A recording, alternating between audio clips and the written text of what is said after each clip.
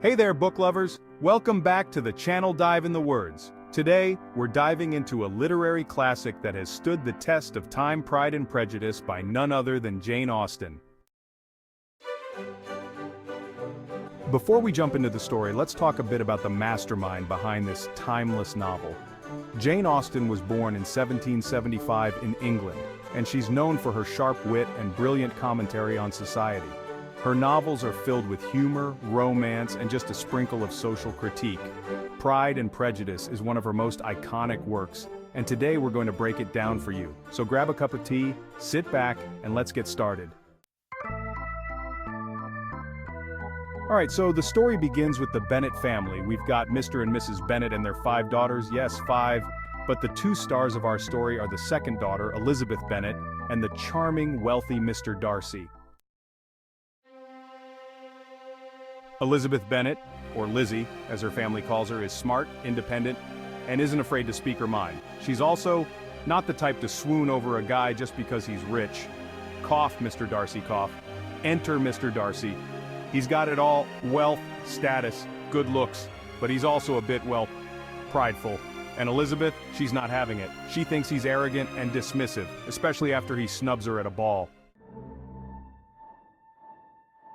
So here's where the fun begins. Darcy's pride and Elizabeth's prejudice clash right from the start. But don't worry, this story is about much more than just misunderstandings and icy stares. Now, while all this is happening, we've got a side romance brewing between Elizabeth's older sister Jane and Mr. Darcy's best friend Mr. Bingley. Jane and Bingley are basically relationship goals. They're both sweet, kind, and clearly into each other from the start. But of course, Darcy steps in and messes things up because he doesn't think Jane is socially good enough for his friend. Not cool, Darcy, not cool. To make things more complicated, we meet Mr. Wickham, charming, handsome, and seemingly the complete opposite of Darcy. He tells Elizabeth that Darcy wronged him in the past, which only deepens her dislike for Darcy. Meanwhile, Elizabeth's being proposed to by Mr. Collins, a super pompous clergyman who's set to inherit her family's estate.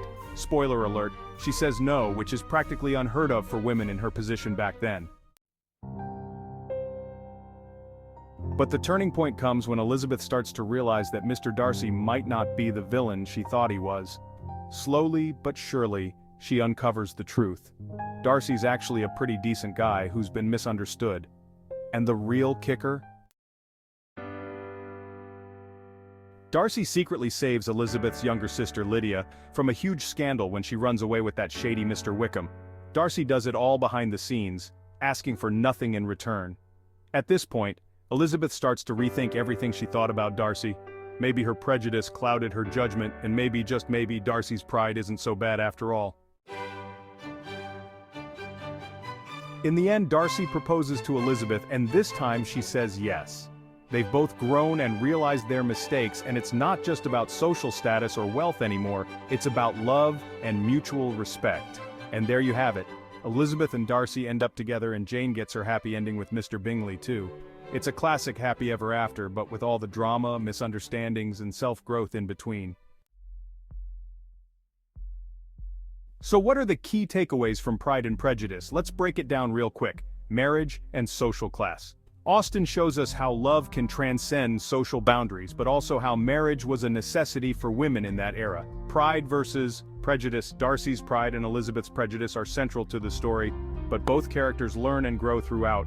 Personal growth. Both Elizabeth and Darcy realize their flaws and become better versions of themselves. Austen's wit and social commentary. Through humor and sharp observations, Austen critiques the class system and the limited role of women in society.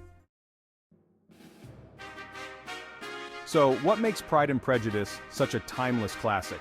It's not just the romance. It's the way Austen captures the human experience with all its complexities. It's about learning, growing, and overcoming our own biases. And let's face it, who doesn't love a good enemies-to-lovers story, right? If you haven't read Pride and Prejudice yet, what are you waiting for? Pick up a copy and dive into this brilliant story of love, class, and personal growth. And hey, if you enjoyed this breakdown, don't forget to give this video a thumbs up and subscribe for more book summaries and reviews. Thanks for watching, and I'll see you in the next one. Happy reading!